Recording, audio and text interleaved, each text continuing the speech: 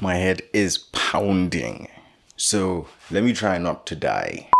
Hi, my name's Jake, welcome to HOTDPod, third episode, second of his name, and first of all, I didn't lie when I said I wouldn't be skipping this intro. And it was totally worth it. Because the intro is doing that Game of Thrones thing where it slightly changes depending on like the location or the events or whatever is happening in that episode. In this one, we get a slight change here as this Alison symbol here now has like a new bloodstream running from it. Of course, representing the birth of Aegon Targaryen, the bloodline continues to grow. And I'm sure in later intros, we're probably gonna see like more bloodstreams added to like, for example, Rhaenyra's thing and Daemon's thing and like to show the growth of this Targaryen bloodline. The time jumps are back in full effect as we see it's like 3 years now since the last episode. Daemon and Corlys are still fighting in the Stepstones 3 years later because Viserys of course hasn't intervened in this. He hasn't gotten the forces of the crown involved. So it's really just Daemon and Corlys' fight right now. The Crab Feeder is on full Ser Jorah settings here with his grayscale. As you can see, Daemon and Corlys are throwing everything at him here. Dragons involved. Caraxes is here who looks like a proper worm. Worms of course are more serpent-like dragons. Anyway, we go to King's Landing and this birthday thing's in full effect. The episode is called Second of His Name, of course referring to this blonde baby here.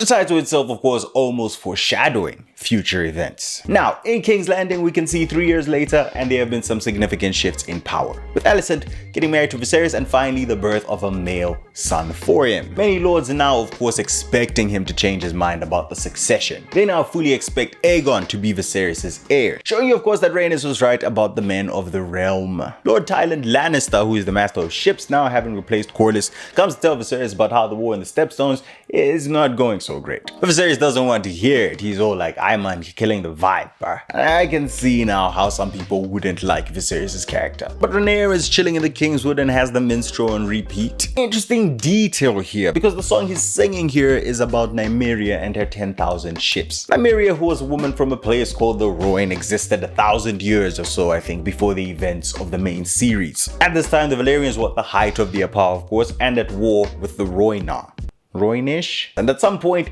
with their greater numbers were doing pretty well against the Valyrians. But of course the Dragon Lords of Valyria used their superpower, the equivalent of nuclear bombs. And it's said that this is the highest number of dragons ever unleashed in battle before, as 300 dragons and their riders went out and torched the Rhoyne. Nymeria did the smart thing and fled with a bunch of her people on 10,000 ships. Now they sail around for a couple of years trying to find a suitable home and eventually end up in Dorne. The song is fun, history and noteworthy because George Martin's actually confirmed that another spin-off show set in this universe will be about Nymeria and her 10,000 ships and escapades. This show though will be an animated series, which I think would just be fun to see. The lyrics of the song I thought also worked as a lovely bit of foreshadowing for Rhaenyra. But anyway, Rhaenyra and Alison's relationship is clearly on the decline. The power shifts here evident because Alison is now a queen. Speaking of Alison, she is pregnant with another child. This one I'm sure being her daughter Helena Targaryen. We'll probably see in the next episode if these time jumps continue to go like this. But this scene depicts nicely the changes that Rhaenyra is going through in her character development. At this point she's feeling almost alone. And with the birth of Aegon the boy, I'm sure she sees the strength of her position dropping more and more. This appearance of loneliness proving to be of much more importance later. But despite her loneliness, she don't need no man. As we can see, because she has not yet been married or betrothed. The conversation topic that seems to be on the tongues of everybody at court. It seems Viserys is being pressured by this too out of a sense of duty. But anyway, Aegon celebrations in full effect as there's a hunt in honor of the prince's birthday. Interestingly, we see some old members of these great houses, specifically Lannisters and Strongs. Sir Lionel here with his sons Larys and Harwin. Little tidbit here, George Martin has gone on record to say that his least favorite scene in Game of Thrones was the one in which Robert Baratheon goes hunting. See, earlier on in Thrones they didn't have a super huge budget, so they couldn't do a royal hunting party the way a royal hunting party should look. Stating in an interview, "I knew what a royal hunting party was like. There would have been 100 guys, there would have been pavilions, there would have been huntsmen, there would have been dogs, there would have been horns blowing. That's how a king goes hunting. He couldn't have been just walking through the woods with 3 of his friends holding spears, hoping to meet a boar. But at that point, we couldn't afford horses or dogs or pavilions." And would you look at that? House of the Dragon manages to depict a royal hunting party in all its splendor. So hats off to the showrunners for this. Thank you. Anyway, there is a mention of a white hart being spotted in the Kingswood. Is it a white hart or a white stag? The white hart by tradition is considered a very regal sign. So many people see this as a sign favoring Aegon. This hunting party is in honor of him after all. It's almost as if the gods themselves have chosen him to rule. Rhaenyra here has a conversation with Tywin Lannister, and it becomes evident here that Viserys is in fact pushing to find a match for her. She realizes this and of course isn't pleased, and they have a little bit of an argument. Now there's a couple of possible matches that we hear. First from Sir Otto Hightower, who suggests Rhaenyra be betrothed to Aegon himself. This is of course being complicated, seeing as is only 2 years old. And from Sir Lionel Strong, who suggests that Rhaenyra be married to the son of Corlys Velaryon, Laenor, for the same reasons he suggested Viserys marry Corlys' daughter Laena many years ago.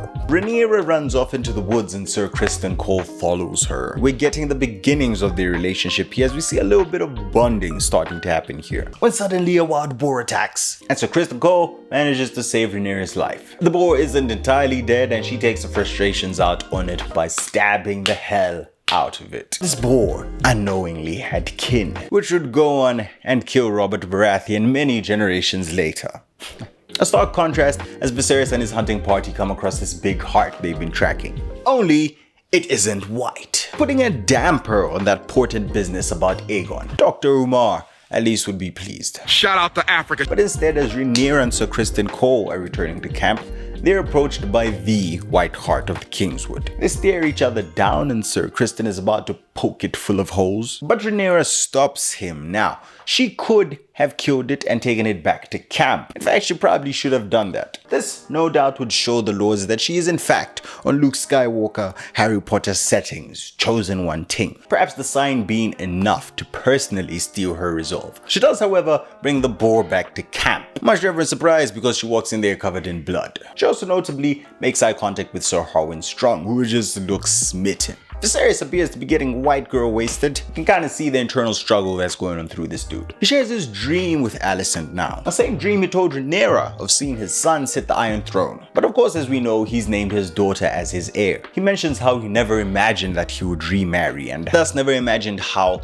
his dream about sitting a son on the Iron Throne would come to pass. But of course, he has a son now, and so wonders if that dream could have been about this son. Ultimately wondering if he may have been wrong about his choice of heir. And Alison, I'm sure, walks away from this conversation seeing Viserys is undecided on the matter of succession. Otto goes on to tell her that she must be the one to make Viserys see reason and name Aegon his heir. Another sidebar, very interesting to see the show's interpretation of certain things. They make Alison seem almost sympathetic to Rhaenyra's cause, asking Otto if he would have her raise Aegon to steal his sister's birthright. This is interesting to me because when I was reading Fire and Blood, this is not how I interpreted it. Alicent isn't exactly painted in an innocent light. In fact, it's as if Alicent instigates some of these things and isn't merely a pawn to her father's schemes. But Alicent and Viserys talk, and where she doesn't convince him about the heir, she does however convince Viserys to intervene in the Stepstones and send aid to Corlys and Daemon, who appear to be losing the war. And also, while Alison manages to play a hand in Viserys finally intervening in the Stepstones, I gotta hand it to Lionel Strong here. Not only does Lionel Strong give Viserys a strong suggestion for Rhaenyra's husband in Laenor Velaryon, he also manages to get him invested in the war in the Stepstones where Laenor is fighting. He almost has to send aid if he wants Laenor to survive and this match to work. Very well done by Lord Strong. Viserys' health appears to be deteriorating even more now, as we see he's lost 2 fingers, and my guess is his health should have further declined by the time of the next episode. He then has a conversation with Rhaenyra in which she expresses her concerns about being replaced. And you may not like Viserys, but you gotta hand it to him. He has no intentions of replacing her, despite now having a son, despite his obsessive prophetic dream. And true to his word too, because when he goes on and finally dies,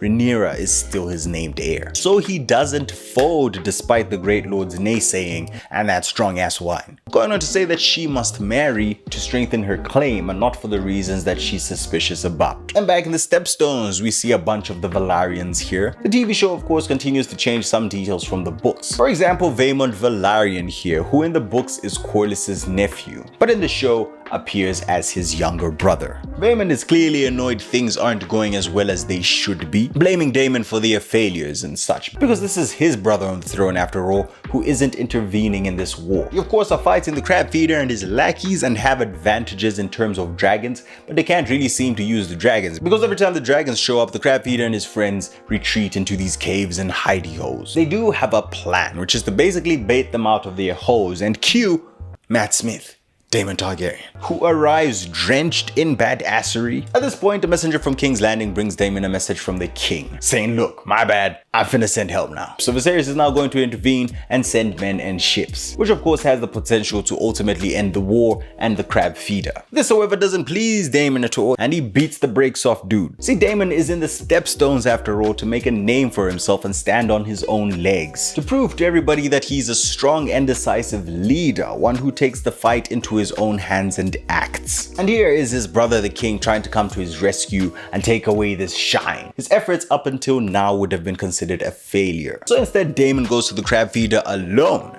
pretending to lay down his arms and surrender. This of course is some kind of Trojan horse type shit. Daemon plays the psych card and pokes holes in the crab feeder's buddies, all while showing that generations later, during the time of Game of Thrones, dragons are not the only things to have died out. The ability to dodge arrows and run zigzags as well. Sorry, Rickon. The crab feeder falls for this ploy and gets his squad to run up on Daemon, leaving the safety of their caves. But alas, Corlys and the Valarians show up, having lured them out. And then boom, we have another dragon cameo. See Smoke, the Mount of Laenor Velaryon. He throws down a couple of Dracarises and we see the tide of the battle turn. And again, kudos to these dragons, man, because they are so book accurate. And I cannot wait to see the next one. But of course, Daemon eventually chases down the crab feeder and rips him in half. 10 minutes of just him acting with his body and his face, and Matt Smith continuing to own this role. So yeah, now let's rate this. First off, this is something I've seen online. Admittedly, the VFX in-house are a little bit iffy. They're not terrible, they're just not outstanding, especially if you compare it to something like Rings of Power, which is out now, which is just visually stunning. But it's not a big deal, it's got so much more that makes up for it. But just on that real quick, I'm seeing a lot of these comparisons and stuff like that. Personally, as someone who reads a lot of fantasy, I'm just gassed that we're getting a lot of these adaptations now from some of my favorite universes. I mean, in the last year alone, we've gotten Wheel of Time,